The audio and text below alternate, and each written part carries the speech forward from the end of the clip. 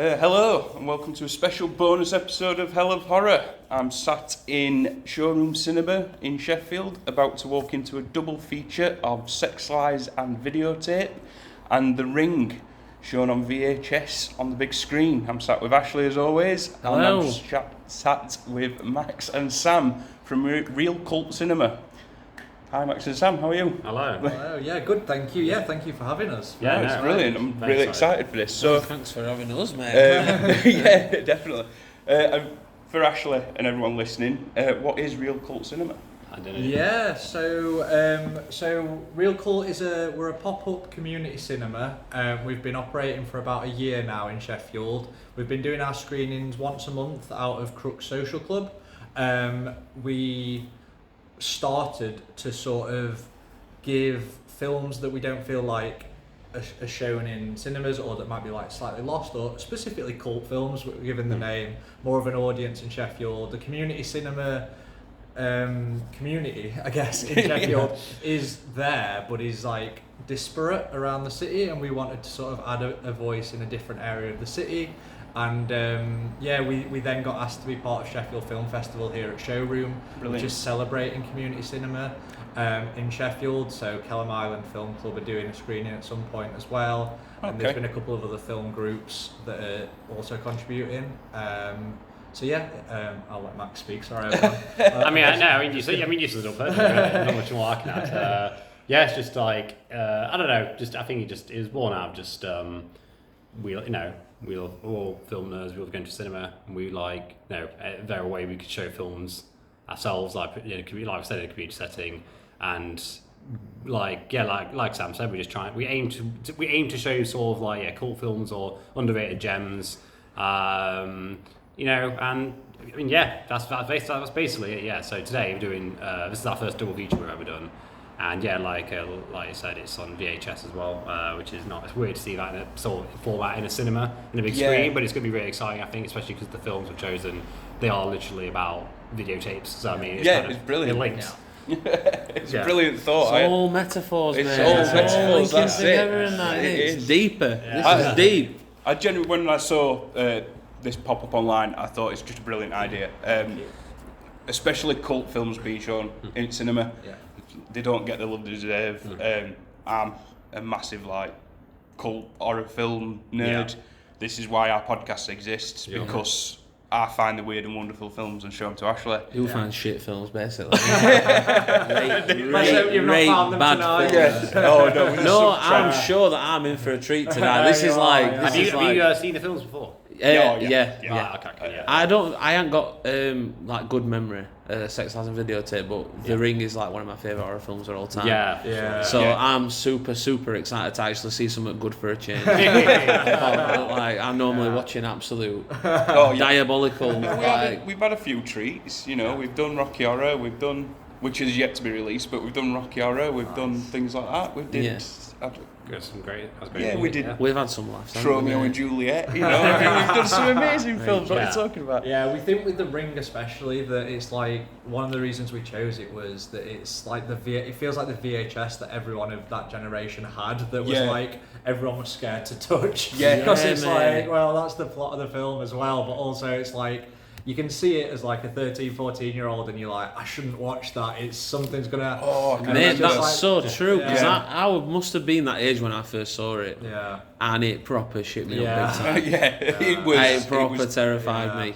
And I think it's interesting as well, is that it's because it's controversially, I guess, depending on who you ask, we're showing the remake of The Ring, the rather than the Japanese one. I think probably among loads of horror film fans, they probably I know the Japanese one's better. Why remake it? But I think if you go back and like I said, I think we're of a generation where if you go back and rewatch the remake of The Ring, I think it holds up incredibly well. And I mean, in my opinion, I think I like it a bit more than the Japanese one, but I think I've seen it more, and I think that's probably the same for a lot of people our generation as well. So so I think it's cool that it's a film. even though most, like, I think most people, the instinct is like, oh, remakes never better than the original or whatever. But like with this one, it's almost got a life of its own outside of the original. And they're both kind of like, they're both great in their own ways, and they kind of do their own thing. The nostalgia hit as well absolutely, for our generation. It's I think we all probably watched this film first at a sleepover. Absolutely. I'm not scared. Can we sleep with lights on? Exactly. But it's interesting that you mentioned about the fact that there's an original version and then the remake version, and people might be thinking about, oh, we should be watching the original because that's like the OG. Yeah. But like, there's something like about translating a piece and it's still being good. Totally. Because how many shall we say, like international films do we see where they're amazing and then American film studio comes along that tries to remake it and it's absolutely shit. It's like The Ring, Gore Verbinski's The Ring is like, no, we can do good films. Absolutely, we can do it good, and it's like, this is a good one, do you know what I mean? He's a good director, exactly. And it's like, for every The Ring, there's like, I'm trying to think of like a really bad one, like a really bad American remake. I mean, I can think of loads, mate. I can think of loads, mate. Like Quarantine. And the Spanish Wreck. That's one of my favourite films of all time. Terrifying. It's amazing. I can remember watching that in Spanish. Like I didn't watch it with subtitles at all because I had it on like a right dodgy disc. See, I've not seen that. And it were amazing. We once went to an house party and the guys house party we had it on. It was just we had DJ going everything, and then just on an old CRT TV, you just had rec on. Nice. It was right wild at times. You're just like, what are we doing here? Like, why is it just? We both sat down, just watching rec. Oh, brilliant. But I do think this is a really good thing that you do, and is all the showings you do VHS, or is this the first VHS showing? So this is the first one. So one of the reasons that we're doing VHS as part of the Sheffield Film Festival really is the opportunity to do it at showroom in a physical cinema, because we're a community cinema, we do pop-up screenings where at like a social club at the minute or different bars or stuff. So we play off Blu-ray onto a screen. We don't have a VHS set up because it's like quite a decent bit of kit to get it projected onto the screen. Bit cumbersome. So we were sort of like, let's take this opportunity while we have the showroom's projection team and equipment.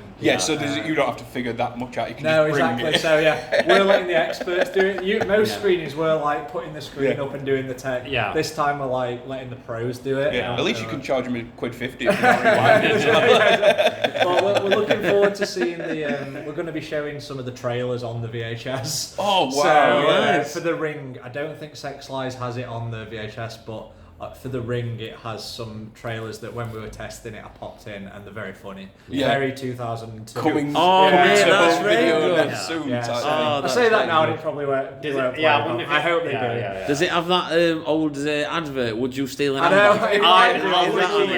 That's got to be. I don't know if that's a DVD. I think that came through the DVD. Take me back. Take me back to them simple times. That's great. Yeah, they just forgot like what they're going to do before, like trailers and things like that. Yeah. I mean, I've come to the showroom in past to watch every year Grateful Dead do a meet up at the movies, an old psychedelic band from the 70s, and it's like a community thing. All Grateful Dead fans around South Yorkshire come, and we all sit there, and it's just like it's just a performance of a show. There's no documentary or anything. It's so much fun just to be in that room. Like when you go to the cinema, you just go and sit and watch film. But when it's something a bit more specific, as it were, that it does feel community, and you get talking to people, and then you end up meeting people that, I love Ring, you're going out your way to see an older film, and that's how things start. That's how conversations start. Our probably podcast would eventually start that people like films. I think it's absolutely brilliant idea. And like I said, and it's like interesting with our thing, because like we said, someone's watched the videotape 7 days ago. I think it's interesting, because of the way, like we said, we try and show more underrated gems. And sort of earlier on, when it was me, Sam, and our friend Pat, who is also going to be here tonight, he's sadly not on the pod with us, but we all three of us, when we started, were kind of originally like, okay, what films do we want to show? Like we've kind of got our own little like lists of like films we like. Oh, I'd love to show this one day. And like recently, we've kind of moved into being a bit more collaborative and being like, oh, let's all kind of decide together what kind of films we want to put on. And it's obviously it changes month to month, but it's like sometimes it's interesting getting stuff. Like our first film we showed was a film called The Heartbreak Kid from the 70s, which is this really funny movie. With Charles Grodin and Sybil Shepherd. It's a really, really funny film. Hard to get a hold of and hard to see in a cinema in general, like, or even on like the only way you can really watch it if you're at home is like on some really dodgy YouTube rips. So like we were able to get our hands on a quality like DCP of it. So that was pretty cool. And that was a film not many people have seen it, so it was cool to watch that film with a load of people and kind of like talk to them about it and then like get what they thought about it. And so like I said, it's like cool that these films not only to show them but also like to get a conversation going about it. Yeah, exactly, because some people will show up just go, oh yeah, I'm going to see something that I've not seen before, and others will be like, I'm a die-hard fan. And that's the thing, like showing up with a t-shirt with Heartbreak Kid on it, and you're like, where do you even get that from? Exactly. I bet Pat's one. Well, our second screening was Twin Peaks Fire Walk with Me. Oh my God. We showed it in January, and we'd had it on sale for a while, and then while it was before the screening, like a few weeks before, David Lynch passed away. Yeah. So it really sold really well from there because people wanted to sort of honour David Lynch and watch the film. And it is a so some people went that never seen Twin Peaks. So I can't even imagine what the like. But it was great to chat to them afterwards. To me, it's also, the whole film also is like it hinges on a massive spoiler in the show. It'd be like, I don't know, like you're ruining if you've not seen Twin Peaks, you're ruining the whole twist for you. I'm not 100% sure what happened in Fire Walk with Me, and I've seen Twin Peaks. But that was great because that's another one. Twin Peaks was like another one, kind of like The Ring. To bring back to that, is like that's one where it came out and like I think a lot of people were like, oh this film's not very good. It's not like a TV show. It's not like it's one of David Lynch's worst films. And over time, people have come to really love that film. And so now it's great to watch that again in a cinema with a load of people who A, haven't seen it, or B, have seen it and kind of come to really love and appreciate it. And that's the cool thing about cult films as well. Obviously, like a lot of them come out and don't get the reception they deserve. Whether either they're great and no one sees them, or like a lot of people see them and they don't like them, and it's only over time people are like, actually, should I watch that again? Maybe it's better than I thought. And that's kind of the obvious things happen. So like, and I feel like like The Ring. I mean, Sex Lies Videotape was pretty big when it came out, but like The Ring, I feel like was one where you had a lot of like horror fans kind of turned their nose up at it, and now like again, like we said, loads of people love it like just as much as anything, you know what I mean? So that's really cool. So I know we're short for time on this. I was going to ask, has that ever happened to you? What? Have you ever like got on to a film and it's like changed for you? A few times. Oh yeah, totally. Do you know like what you were just describing? Yeah. Then, like, has that ever happened to you? Oh wow! I mean, there's a few. There's a few times that's that you've maybe like caught it and then like, I don't, and then but then it's grown or you've. I'll try and keep. I know with Sean's answer, I'll keep it brief. I mean, one. I don't know if Sam has one as well. Off the top of my head, one that comes to mind is I don't know if any of you guys saw a film called The Counselor. It came out. It's a Ridley Scott film. I remember that. It's got a huge cast: Mark Fassbender, Penelope Cruz, Brad Pitt, and it's written by Cormac McCarthy, who did No Country for Old Men and The Road and stuff. Yeah. And it came out, everyone hated it, and it was one of those films that like a lot of people who Letterboxd. I don't know if you don't know, like a film. Are you guys on Letterboxd? Yeah. So like a lot of people I follow on Letterboxd were like, actually, this is really good. So I was like, okay, I've never seen it. I'll give it a go. Watched it.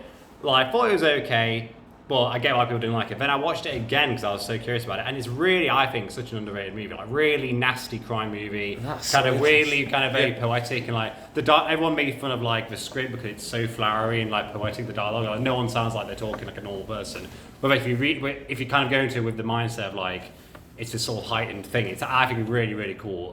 Very bleak and disturbing as you'd expect from like a Cormac McCarthy movie. But that's one where that's the closest thing I can think of right now where like I was lukewarm on a film and then I really liked it the second time around. That's so interesting that you mentioned No Country for Old Men because that was the film I was going to say. Really? Oh, right. Like, I can watching that film and I was like, what's everyone going on about? This is all a bit like... I didn't quite get it. Do you know like what it was trying to say and stuff like that? And I was expecting like a gritty like revenge thriller, and it is in a way, but it's like told in such a way that it's not at the same time. Yeah. Only on a second watch did I truly appreciate just how good that film is. Well, you Sam, do you I can't top that. You just knocked it out of the park. You were almost poetic. Yeah, it was like there'd been no point. I'm sat here racking my head. I was very close to watching that other day, I saw it on Prime and I thought, should I try? Weirdly, it's on Disney Plus as well. No, give it a go. I'd really like Ridley Scott's super. I think hit and miss these days, but that's one I think. Yeah. That's one I think in a few 10 years or so, people will be going like, "Oh, isn't that such a great film?" And it's like, "Well, no, everyone hated it." You heard it here first, guys. Yeah. Well, definitely not first, but yeah, I'm just floppy with people. But yeah. So, because I can't think of a film that that can be said as poetically as that. Last question we'll do for you. Sure.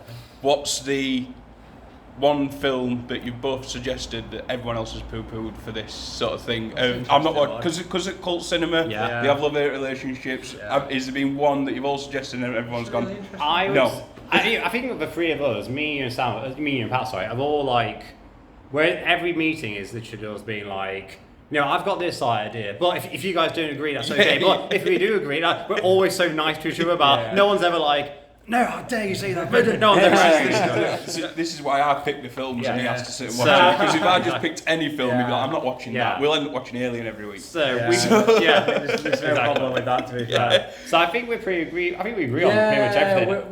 We've not got a very good answer for that question, to be honest. I just thought there'd be one that's one of those gone. I'm sure there will be. I've been wanting to put Tusk on. It's still early doors. We're not scrapped yet. Yeah. One that I know Pat doesn't like. Have you guys seen there's an Austrian film called Angst? Have you seen this film? No. I've not seen it. Oh, right, great. Awesome movie. I mean, it's another, kind of says a lot about me, I guess. It's really grim serial killer movie. An Austrian film from the 80s. It's the one film this director ever made because it was banned in loads of countries when it came out. It's a really horrible movie in the best way. Love it. That's a film I would love to show in a ReelCult. But I know Pat really doesn't like that movie, and also it is because it's so grim. And I think there'd be a lot of people who are weirdos like me and some horror fans who would really come and see it. Maybe people who have heard of it would come in droves to see it, but I don't know how many people know about it. And I think it's one where if you're coming out of it, it's just why did you make me watch that? You know what I mean? So this is enticing me. When are we watching it? You're preaching to choir here, mate. I'm thinking, man, when's this on then? But we'll let you guys get back to work. But I would have one more. Is there anything that you can tell us about what the future might hold? Oh yeah, what we got coming up? Sam, I mean, you can take over there. Yeah, perfect. So we'll be handing out some flyers on the door. We've locked in our programme for the rest of the year. So we're doing a monthly screening up to the end of the year. That's on sale now as of 5:30. So now, so September is going to be. So we're going to be back at Crook Social Club each month, and September's going to be the Coen Brothers Blood Simple. Great movie. October we're going spooky but not horror, and we're having a really fun screening. It's Scooby-Doo 2002. Yes. Spooky Island. James Gunn film. James Gunn, exactly. We're going to do a Scooby-Doo quiz before that. We reminisce on that film a lot. Exactly. That was so good. We'll be there for that one, definitely. Perfect. And November we're going to be part of the Festival of Community Cinema, where we're going to be showing Spike Lee's Do the Right Thing. Brilliant. And then December, we've got a bit of a sort of fun horror, trying to be a bit different for Christmas. We're showing Krampus. Oh my God. So we're all locked in for the rest of the year. And that's on sale as of now. And we're going to do a brief chat about it before the films. Brilliant. As well. Yeah, nice. Well, I think I've just found a new monthly commitment. You're more than welcome. No, really enjoy it. I love the idea and love everything you do so far. So please follow these guys. It's at ReelCult Cinema. On Instagram. We'll tag them in everything. That's great, guys. Thank you. And thank you. And we're going to enjoy some films now. Brilliant. Our jobs are done now. Now we've got to slept. Yeah, exactly. No, thank you so much. Thank you for this. Thank you. No, I appreciate it. It's been really fun. Yeah.